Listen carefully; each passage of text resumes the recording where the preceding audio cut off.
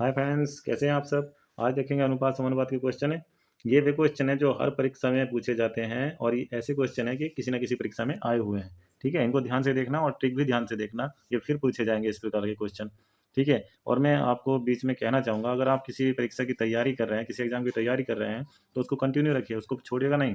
ठीक है, अगर आप चाहेंगे कि एक महीने में हम पूरी तैयारी कर लेंगे तो ये संभव नहीं है। आप सफलता पानी है तो इसको कंटिन्यू बरकरार रखिए। ठीक है, चलिए बढ़ते हैं क्वेश्चन की ओर। क्वेश्चन क्या है, एक परिवार की आय एवं व्यय का अनुपात 10:7 है। ठीक है, 10:7 है। यदि उस परिवार का व्यय 10,500 रुपये हो तो उसकी बचत कितनी है। तो इस क्वेश्चन से घबराना नहीं है। ठीक है, ट्रिक क्या है, देखो हम सबसे पहले इस व्यय का कितना दे रखा है, 10,500। तो ये 10,500 दे रखा है ना, तो इसका कितना दे रखा है अनुपात, 7 अनुपात दे रखा है। तो एक अनुपात की वैल्यू निकाल लेते हैं। तो कितना आ जाएगा, 15 सत्ते 105 आ जाएगा। ठीक है, तो कितना, 1500 आ गया। सात अनुपात एक अनुपात का कितनी वैल्यू आ गई, 1500 आ गई। तो अब ये कह रही है आय, आय का वैल्यू कितना है हमारा, अनुपात कितना है, 10 है। तो जब हम 10 की 1500 गुना करेंगे तो कितना आ जाएगा, 15,000 आ जाएगा। ठीक है, अब ये क्या हमारा है, आय आई। तो उसमें व्यय कितनी, बचत कितनी है, तो हम बस इसमें से निकाल देंगे। आय में से हम व्यय निकाल देंगे तो बचत आ जाएगी। तो जब हम 10,500 निकाल लेंगे तो कितना बचेगा जी, 4,500। ठीक है, यानी जो ए ऑप्शन राइट हो जाएगा हमारा। ठीक है, आई बात समझ में।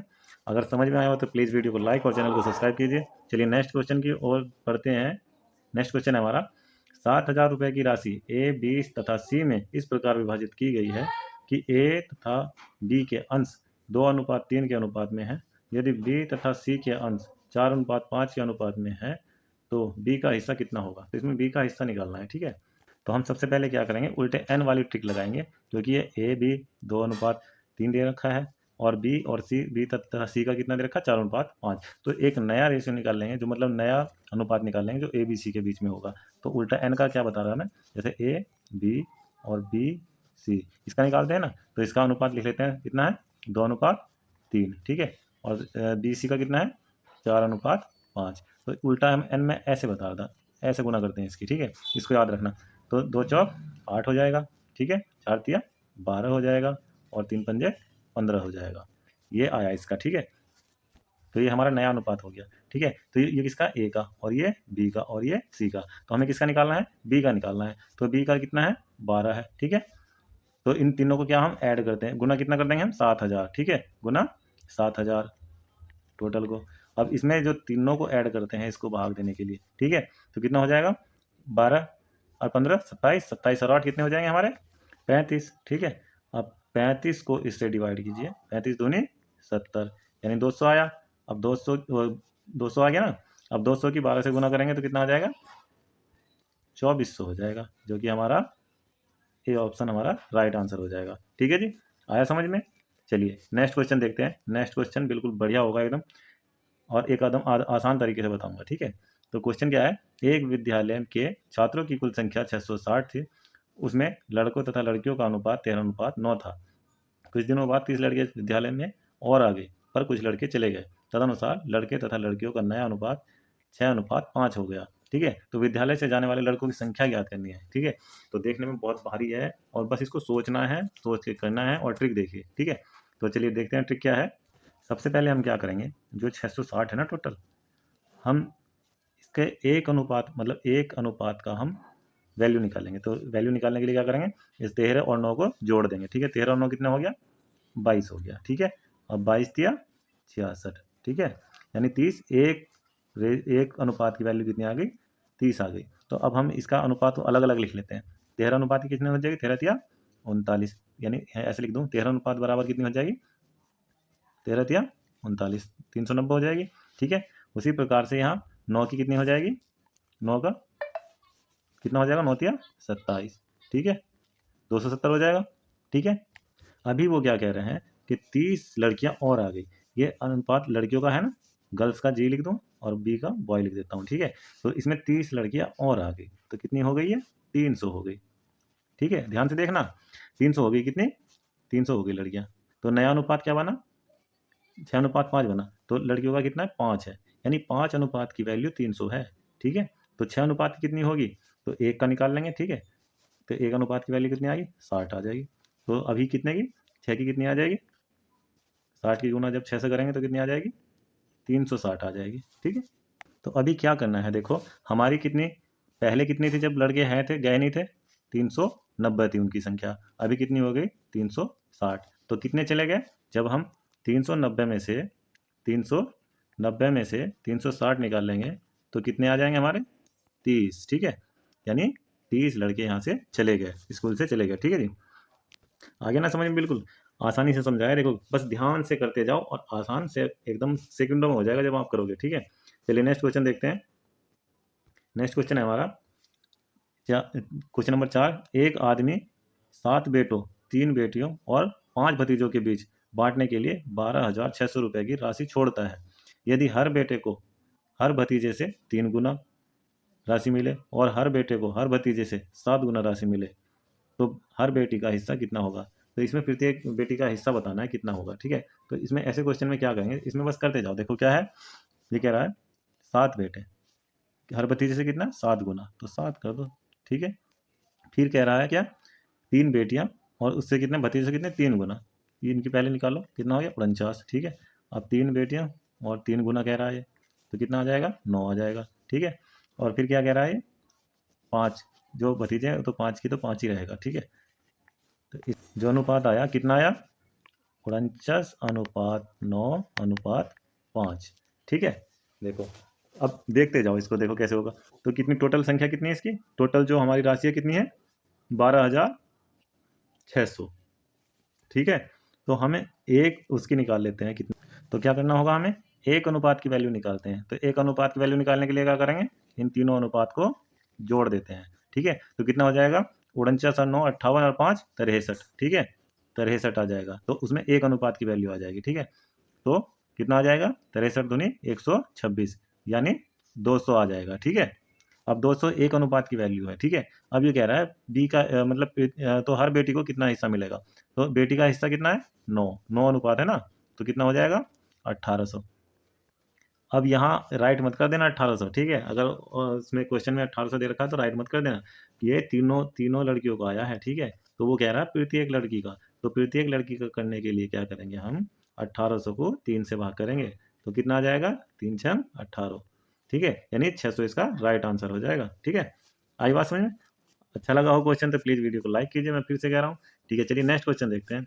नेक्स्ट क्वेश्चन में और भी ज़्यादा मजा आने वाला है।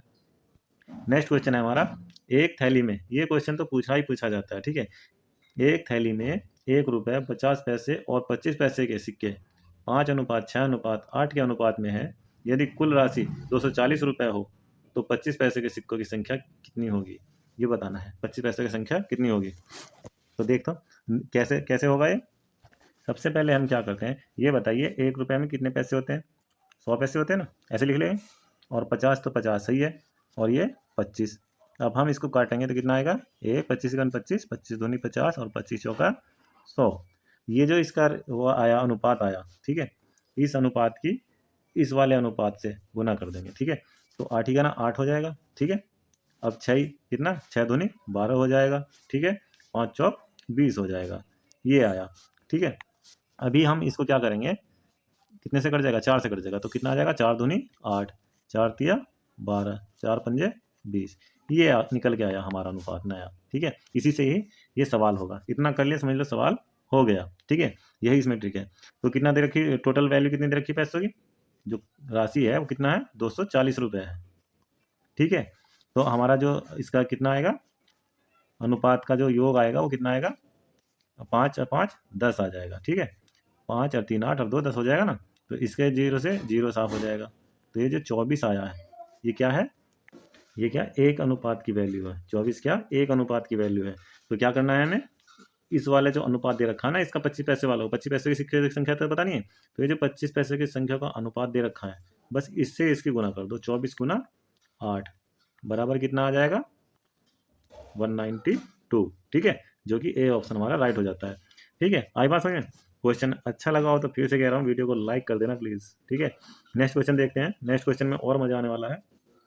हाँ, क्वेश्चन है हमारा, एक थैले में 3 प्रकार के 1 रुपये वाले, 50 पैसे वाले और 25 पैसे वाले सिक्के हैं, जिनकी कुल संख्या 175 है। यदि प्रत्येक प्रकार के सिक्कों का कुल मूल्य बराबर हो, यहाँ ध्यान देना। ठीक है, यदि प्रत्येक सिक्कों का मूल्यों का बराबर हो तो थैले के सिक्कों का कुल मिलाकर मूल्य कितना होगा। तो इसमें कुल मूल्य बताना है कितना है, यानी टोटल पैसे कितने हैं, टोटल रुपए हमारे कितने हैं, ये बताना है। तो इस क्वेश्चन को हम कैसे करेंगे, देखिए ध्यान से देखना। अभी इसको हम सेम वही निकाल लेते हैं वैल्यू जो इसकी 1 रुपये वाले की और 2 रुपये वाले की। कितनी आता है अनुपात हमारा, 4 अनुपात कितना आएगा, 2 अनुपात 1 आ जाएगा। ठीक है, तो चलिए देखते हैं नेक्स्ट क्या करते हैं हम। जो 175 दे रखा है, कितना 175 दे रखा है, तो इस अनुपात का जो टोटल होगा, अनुपातिक योग कितना होगा हमारा, 4 और 2 6 और 1 7। ठीक है, अब इस हम 7 से भाग करते हैं तो क्या क्या आता है, 25 आता है, जो 1 अनुपात की वैल्यू होती है। ठीक है, यानी तो अब हम क्या करेंगे इस क्वेश्चन में, यहाँ ध्यान दीजिए, यदि प्रत्येक प्रकार के सिक्कों का कुल मूल्य बराबर हो, यानी प्रत्येक प्रकार के सिक्कों का जो मूल्य है वो बराबर है, तो ये कोई सिक्के भी हो तो 25 आया, एक प्रकार के मूल्य का कितना आया, 25 आया। तो 3 प्रकार के कितना हो जाएगा, 3 प्रकार के सिक्के ही तो है। ठीक है, तो 25 की हम क्या करेंगे, 3 से गुना कर देंगे, तो 25 के कितने हो जाएंगे, 75 हो जाएंगे हमारे, जो कि हमारा डी ऑप्शन हमारा राइट हो जाएगा। आया ना मजा सवाल में। ठीक है, नेक्स्ट क्वेश्चन और देखते हैं, लास्ट क्वेश्चन है ये, इसमें और ज़्यादा मजा आने वाला है। देखिए 125 रुपये की एक राशि 1 रुपये 50 पैसे और 25 पैसे के सिक्कों के रूप में है। इनकी संख्याएं उसी क्रम में 8:5:3 के अनुपात में है। तो 1 रुपये के सिक्कों की संख्या बतानी कितनी है। ठीक है, कितने, 1 रुपये के सिक्कों की संख्या बतानी कितनी है। तो चलिए देखते हैं कैसे करते हैं इसको। तो हमारा अनुपात क्या बैठता है उसका, पैसों का 4:2:1 बैठता है।